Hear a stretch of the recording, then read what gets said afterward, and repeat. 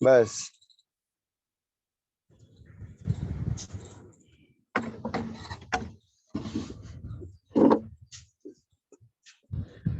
हम और आप दिगंबर जैनाचार्य विरचित जैन व्याकरण का तंत्र रूप माला का अध्ययन कर रहे हैं।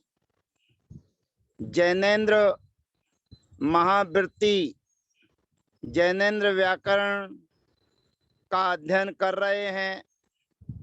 यह व्याकरण आचार्य श्री पूज्यपाद स्वामी विरचित है। इस व्याकरण में प्रत्याहार सूत्रों के अंतर्गत व्यंजन संधि हमारी चल रही है और व्यंजन संधि के अंतर्गत मकार के स्थान पर अनुस्वार आदेश करने की प्रक्रिया है। सर्वप्रथम हमारे सामने स्थिति है पुम धन कोकिला, और पुम धन कोकिला के मकार जो है उस मकार के स्थान पर अनुस्वार आदेश करने की प्राप्ति है। परंतु हमारे बीच में सूत्र आता है पुमा खयम परे सो अनुस्वार पूर्वा,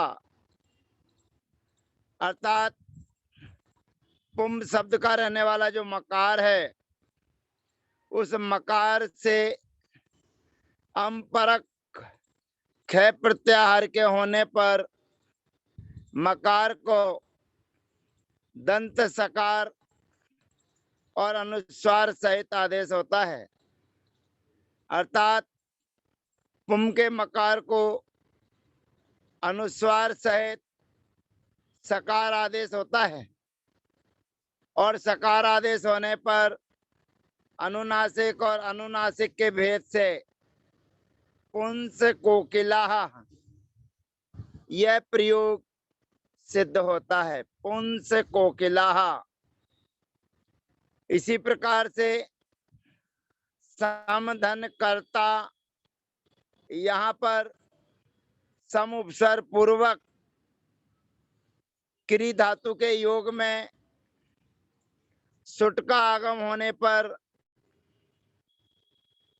माँ को अनुस्वार सहित आदेश करने पर संस्कर्ता यह प्रयोग सिद्ध होते हैं। अब हमारे बीच में नकारांत शब्दों की चर्चा है। भवान धन तरती, ये यहाँ पर भवान में ना है और ना के सामने तरती माने ता है। यहाँ पर प्रक्रिया बता रहे हैं न शब्द प्रसान, न शब्द प्रसान, अर्थात नकारांतस्य पदस्य अम्परे छवि सो भवती अनुस्वार पूर्वः प्रशांत शब्दम वर्जित्वा, प्रशांत शब्द को छोड़कर जिन शब्दों के अंत में नकार है और नकार के बाद में छवि माने छव प्रत्याहार के होने पर, अर्थात छा, चा, टा, ठा, ता और था, ये 6 वर्ण छव प्रत्याहार में आते हैं।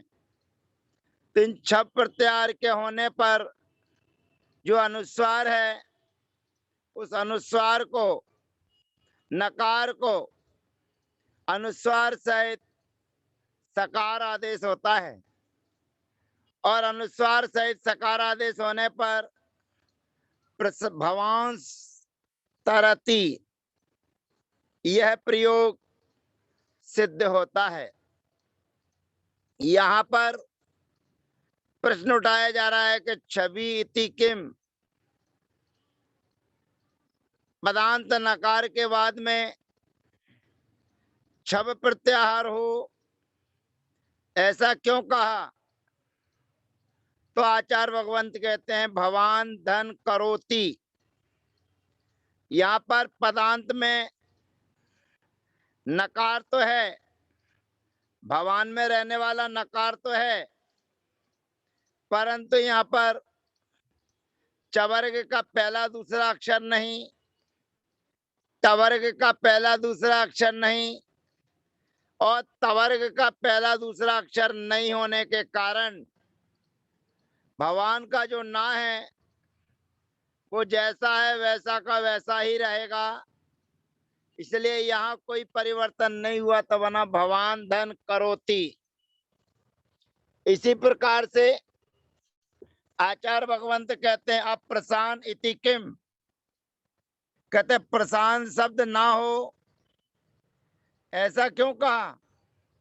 अर्थात प्रसान के नकार को छोड़कर होता है, ऐसा क्यों कहा? तो कहते प्रसान धन चिन्होती। यहाँ पर पदांत में नकार है और पदांत में नकार होने के बाद चिन्होती का चा यानी कि छव प्रत्याहार है, और छव प्रत्याहार होने के कारण यहाँ पर नकार को अनुस्वार सहित सकार आदेश की प्राप्ति होने पर सूत्र खुद ही कह रहा है कि प्रशांत शब्द को छोड़कर, तो जब प्रशांत शब्द को छोड़कर चर्चा है तो प्रशांत शब्द के नकार को तो सकार आदेश होगा ही नहीं, इसीलिए प्रशांत धन चिन्होती जैसा है वैसा का वैसा ही प्रयोग सिद्ध हो जाता है। न शब्द प्रशांत, यह सूत्र कातंत्र रूपमाला के 4 सूत्रों का उल्लेख अकेला करता है। कातंत्र रूपमाला में लिखा है नोन तस्यो सकार मनुस्वार पूर्वम, अर्थात नकार के बाद में चा और छा के होने पर नकार को अनुस्वार सहित तालव्य सकार आदेश होता है। फिर लिखा है ठठयो सकारम, पदांत नकार के बाद टकार और ठकार के होने पर नकार को अनुस्वार सहित मूर्धन्य सकार आदेश होता है। और तीसरा उदाहरण है तथयो सकारम, अर्थात पदांत नकार के बाद में ता और था के आने पर पदांत नकार को दंत सकार आदेश होता है अनुस्वार सहित। और उसके बाद में चौथा सूत्र आता है प्रसाना सादीन, अर्थात प्रशांत शब्द के सामने चा छा टा ठा ता था के आने पर शकार आदि आदेश नहीं होता है। अर्थात 4 सूत्र जो कातंत्र रूपमाला में दर्शाए गए हैं नोन तस् छचयो सकार मनुस्वार पूर्वम, ठठयो सकारम, तथयो सकारम और प्रसाना साधीन, इन 4 सूत्रों की चर्चा के लिए न शब्द प्रसान, अर्थात पदांत नकार को शब प्रत्याहार के होने पर अनुस्वार सहित दंत सकार आदेश होता है, परंतु वह सकार आदेश प्रशांत शब्द के लिए नहीं होता है, ऐसा जानना चाहिए। अब यहाँ पर प्रश्न आप कर सकते हैं कि जब कातंत्र रूपमाला में चकार और छकार के होने पर तालव्य सकार किया जाता है, टकार और ठकार के होने पर मूर्धन्य सकार किया जाता है और ता और था के होने पर दंत सकार आदेश किया जाता है। तो यहाँ पर केवल एक दंत सकार आदेश किया जा रहा है। तालव्य सकार और मूर्धन्य सकार, इन दोनों का आदेश कैसे किया जाएगा? तो आचार्य भगवंत इस व्यंजन संधि के पूर्व सूत्र हमारे बीच में देते हैं, स्तो इश्चुना इश्चुहु, अर्थात दंत सकार चवर्ग और तालव्य सकार के योग में हो तो उसको तालव्य सकार हो जाता है। फिर हम पढ़े इष्टुना इष्टु, दंत सकार के बाद टवर्ग और मूर्धन्य सकार हो तो वह दंत सकार मूर्धन्य सकार रूप परिवर्तित हो जाता है। इसीलिए यहाँ पर केवल एक दंत सकार आदेश किया है और दंत सकार के बाद यदि टा और ठा है तो इष्टुना इष्टु सूत्र के माध्यम से मूर्धन्य सकार आदेश हो जाएगा, और चा और छा है तो स्तो इश्चुना इश्चु सूत्र के माध्यम से तालव्य सकार आदेश हो जाएगा, ऐसा जानना चाहिए। अब यहाँ पर जो प्रसाना चिनोती अर्थात प्रशांत शब्द को छोड़कर ये सूत्र दर्शाता है, इसलिए प्रशांत शब्द में के नकार को कोई भी सकार आदि आदेश नहीं होगा, ऐसा जानना चाहिए। अब हम आगे बढ़ते हैं। अगली प्रक्रिया, अगला सूत्र हमारे बीच उपस्थित होता है और सूत्र आता है छवि। अब थोड़ा सा विचार ये करना है कि ये छवि जो सूत्र आया है ये कहता है कि आपके सामने विसर्ग हो, कहा धन छिन्नती।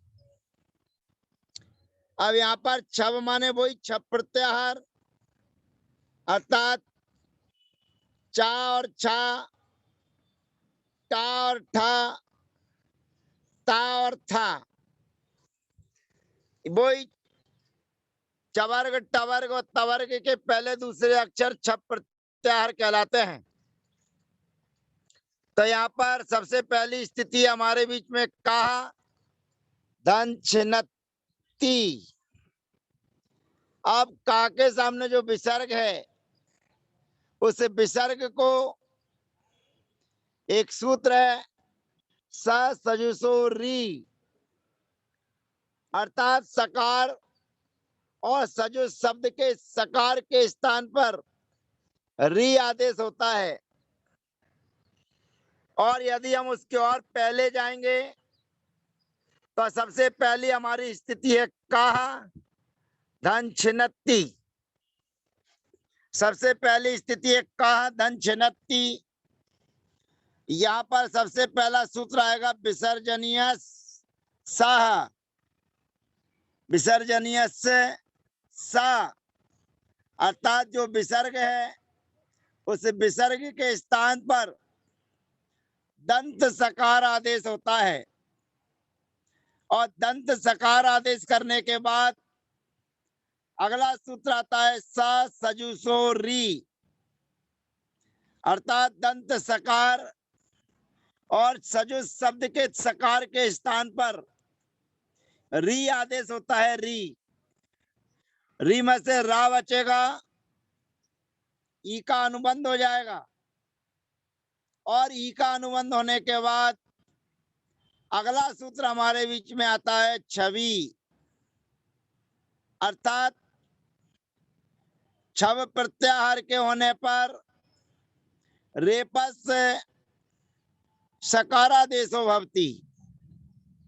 रेप के स्थान पर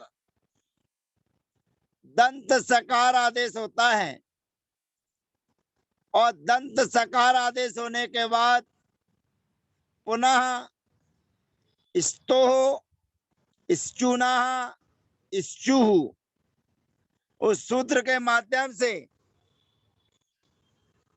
तालव्य सकार आदेश हो जाएगा, तो प्रयोग बनेगा कस छिन्नति। ये छवि सूत्र कहता है कि जो रा है उस रा के स्थान पर दंत सकार आदेश होता है और दंत सकार को फिर स्तो स्चुना स्चु से अथवा स्टुना स्टु सूत्र के माध्यम से मूर्धन्य सकार और तालव्य सकार आदि आदेश करने की व्यवस्था आगे के सूत्रों के माध्यम से होती है। यहाँ तो छवि सूत्र कहता है कि जो रेप है, रेप माने रकार, उस रकार के स्थान पर दंत सकार आदेश होता है। फिर दंत सकार को परिवर्तन होता रहता है, ऐसी व्यवस्था जानना चाहिए। तो आज नस शब्द प्रसान अर्थात पदांत नकार के स्थान पर अनुस्वार सहित दंत सकार आदेश होता है, परंतु वह शर्त प्रशांत शब्द के लिए नहीं है। उसी क्रम को लिए हुए छवि सूत्र हमारे बीच में आता है, वहां पर नकार के स्थान पर सकार आदि आदेश हुए हैं। यहाँ पर छप प्रत्याहार के होने पर रकार के बाद रेप के बाद दंत सकार आदेश होता है, ऐसा जानना चाहिए। अब यहाँ पर अगली चर्चाएं हमारे बीच में आएंगी। निरीन शब्द है और निरीन शब्द के सामने पकार पड़े रहने पर पाही, पकार के होने पर री आदेश होता है और री आदेश होने के बाद में अगला कार्यक्रम करने के लिए अगली चर्चाएं आपके बीच में आएंगी। तब तक के लिए जय जिनेन्द्र, वंदना, सबका यथायोग, अभिवादन।